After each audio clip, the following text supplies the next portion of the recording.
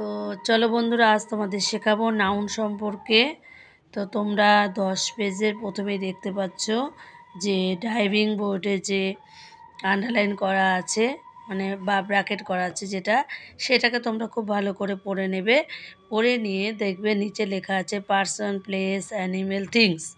ওখান থেকে নিয়ে পার্সনের নামগুলো পার্সনের জায়গায় বসাবে, প্লেসের নামগুলো প্লেসের জায়গায় বসাবে, অ্যানিমেলের নামগুলো অ্যানিমেলের জায়গায় বসাবে এবং থিংসের নামগুলো থিংয়ে গিয়ে বসাবে।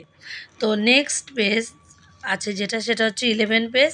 তো 11 পেজের প্রথমেই দেখতে পাচ্ছি Seema is wearing a pink dress. তো সেখানে কি বলেছে যে এখানে দেখতে পাচ্ছি যে সীমা নামটা এবং ড্রেস এই দুটো নাম হচ্ছে রেড কালি দিয়ে লেখা আছে। তার মানে এখানে বোঝাতে চাইছে যে সীমা আর ড্রেস এগুলো হচ্ছে নাউন, আর নিচে যেগুলো আছে রেড কালার দেওয়া সেগুলো সবই নাউন।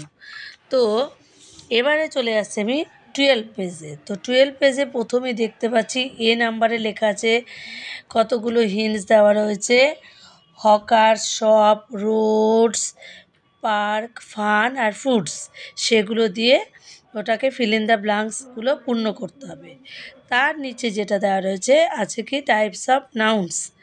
তো টাইপস অফ নাউন্সে আমরা দেখতে পাচ্ছি যে নাউনকে কয় ভাগে ভাগ করা যায়। 6 ভাগে ভাগ করা যায়। কি 1 নম্বর প্রপার নাউন, 2 নম্বর কমন নাউন, 3 নম্বর কালেকটিভ নাউন, 4 নম্বর কনক্রিট নাউন, 5 নম্বর হচ্ছে ম্যাটেরিয়াল নাউন, আর 6 নম্বর হচ্ছে অ্যাবস্ট্রাক্ট নাউন। তো তার নিচে গিয়ে দেখো কি আছে টাইপস অফ নাউন। এই টাইপস অফ নাউনের নিচে যেগুলো আছে এগুলো সম্পর্কে পুরো ব্যাখ্যা এখানে দেওয়া রয়েছে।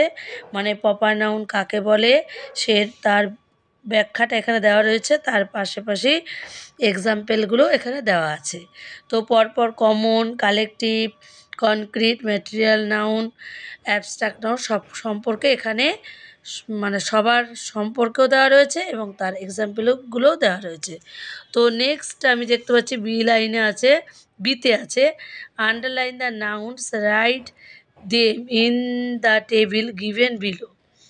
তো সেগুলো তোমার বিলোতে গিয়ে লিখতে হবে। তো কেমন লাগলো অবশ্যই কমেন্ট করে জানিও।